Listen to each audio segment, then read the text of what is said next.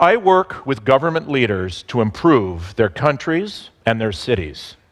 And about 3 years ago, these leaders asked for a better way to measure progress, something other than GDP growth.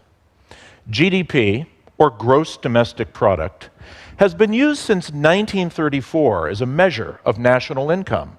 It includes such things as the production of motor oil or the export of a machine. But many believe, as I do too, that GDP growth is not the best measure of progress because it doesn't include many of the things that are most important to all of us, like the freedom to speak your mind without fear of prosecution, or to let your kids go out and play without putting on a mask, or the feeling of empowerment because you're well educated, or the confidence that the police are on your side and not the bad guys. So together with my team, we developed a new way to measure progress, something more reflective of the 21st century. And we call it the Sustainable Economic Development Assessment, or SEDA. And what SEDA measures is well-being. But how exactly do you measure well-being?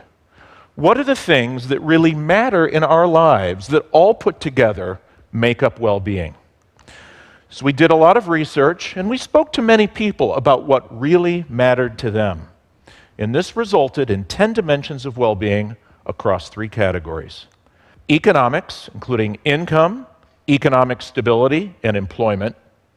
Investments, including health, education, and infrastructure. And sustainability, both social sustainability, including income equality, governance, and civil society, as well as the environment. We then undertook the massive task to collect all of the data required to measure these dimensions. And when done, we measured well-being along 2 time horizons, where each country is today, as well as the trajectory that they're on.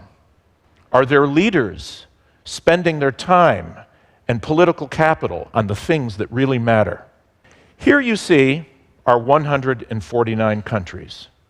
Those at the top, like Norway, are doing well at overall well-being, all 10 dimensions combined.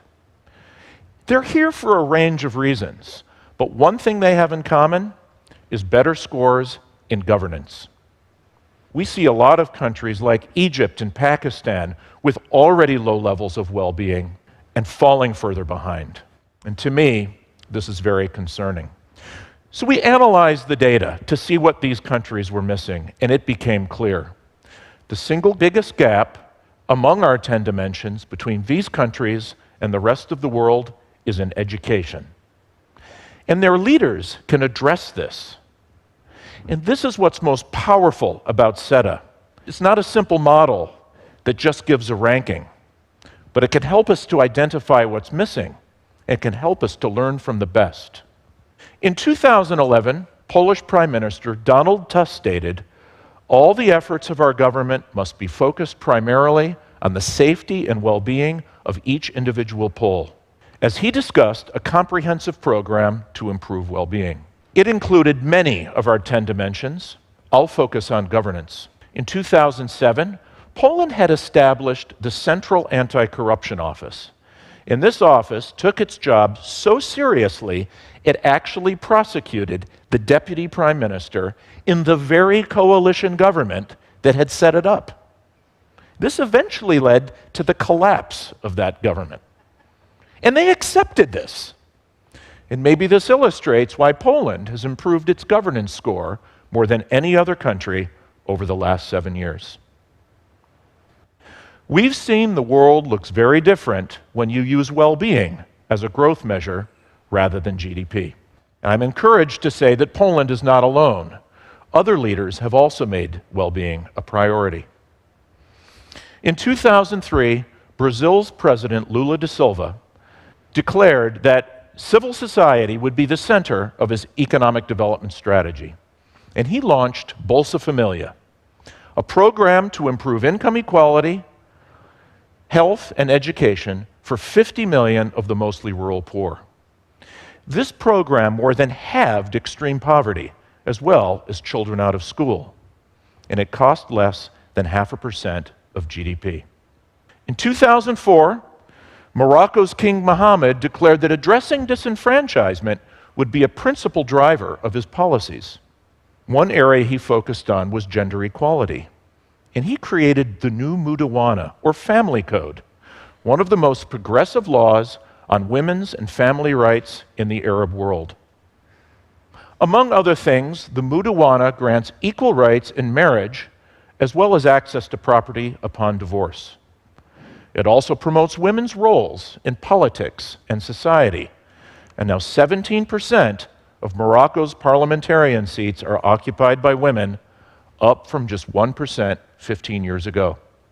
Poland, Brazil, and Morocco, in different continents, in different stages of development, and with varying political systems. But they have two things in common. First, their leaders publicly declared well-being as a goal. And second, they enacted specific policies to meet that goal. And as a result, all three countries are in the top quintile in translating their GDP growth into improved well-being, which is at the end of the day what really matters in people's lives.